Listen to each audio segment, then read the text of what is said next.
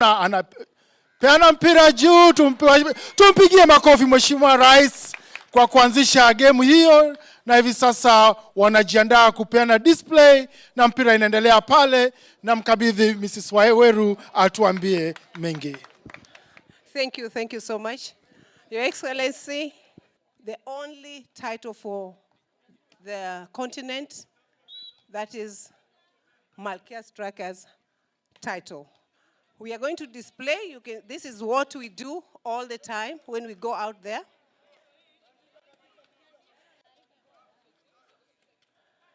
We have, that is Chumba. That is how she helped us destroy Cameroon the other day. Yeah. That is Chemutai. That is our captain, Masimoim. Thank you. That is Wisa. She's the youngest in the team.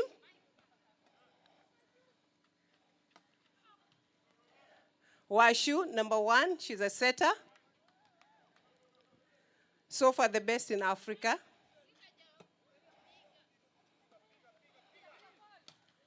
Yeah.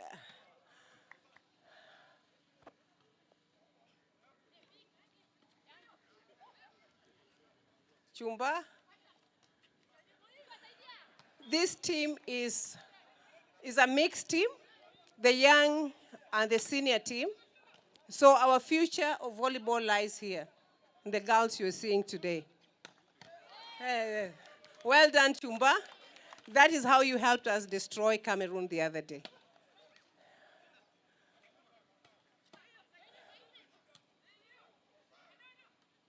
Thank you, Wisa. Thank you. Washu, Wisa, Moim, Joy. We truly appreciate what you have done for us, Your Excellency. It has never happened before in history of volleyball that we have demonstrated our game before you.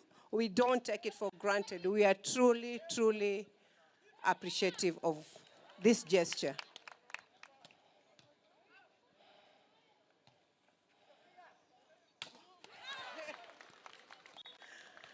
That is Chumba for you. That is how she plays. Thank you, Chemu. That is Chemutai.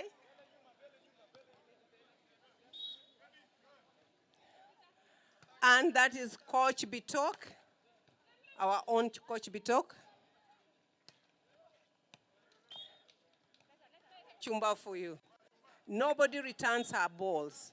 She hits and you don't touch the ball. No, Joy has managed.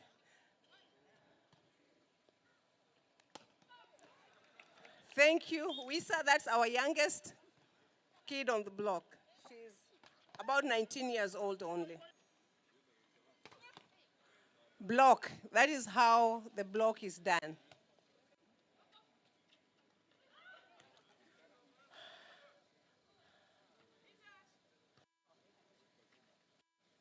The only man in the team is called Sami Petit. He's a journalist with Nation newspaper. He ensured that all that information that was coming from Cameroon was well relayed to the country so that you were able to follow what was happening in Cameroon.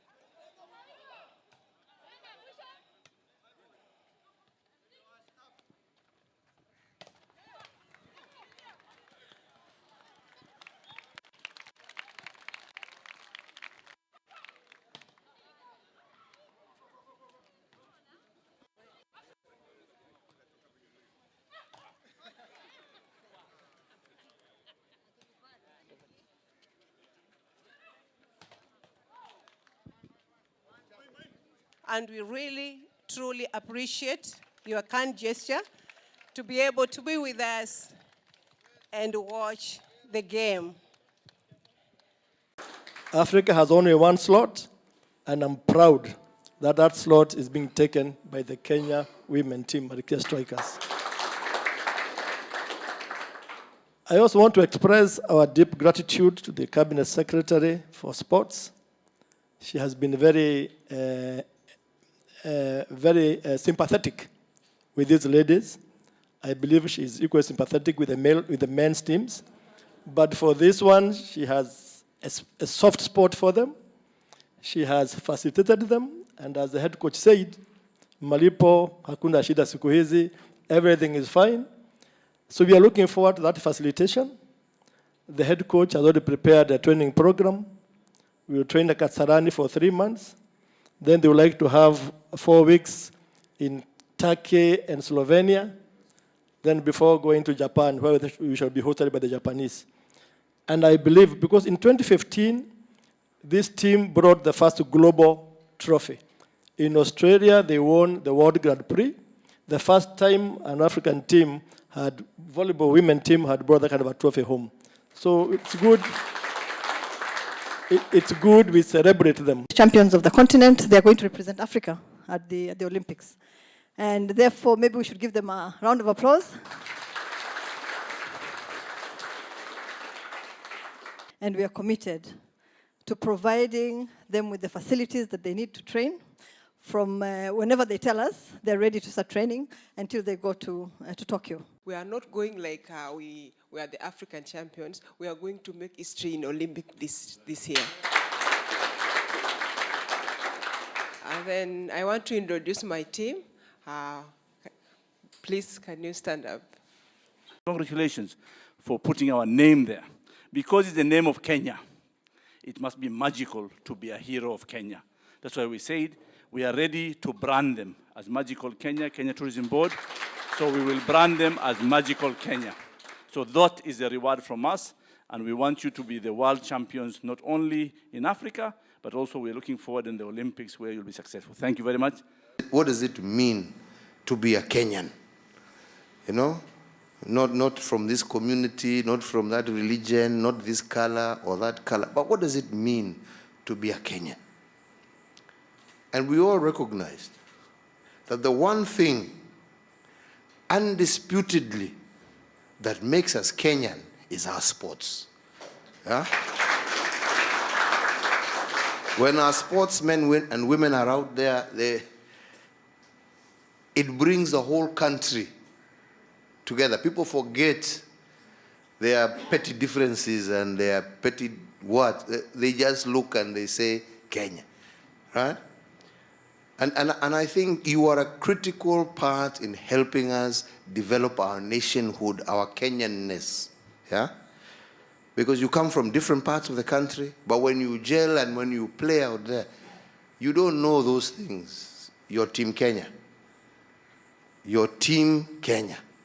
And I want to encourage you, and I want to promise you that we shall continue to support this. We have to start looking at coming up with a policy that allows them to focus on their sports. Right? Yeah? Kama ni huyu dadangu wako hapa, msichana mdogo, yeah? Na wewe nasikia, this is the future. Si ndio hiyo? Do we want her to stop playing volleyball because hana chakula ya kupeleka nyumbani? No, we want her to focus and to use, hii ndio talent Mwenyezi Mungu amempatia. Yeah?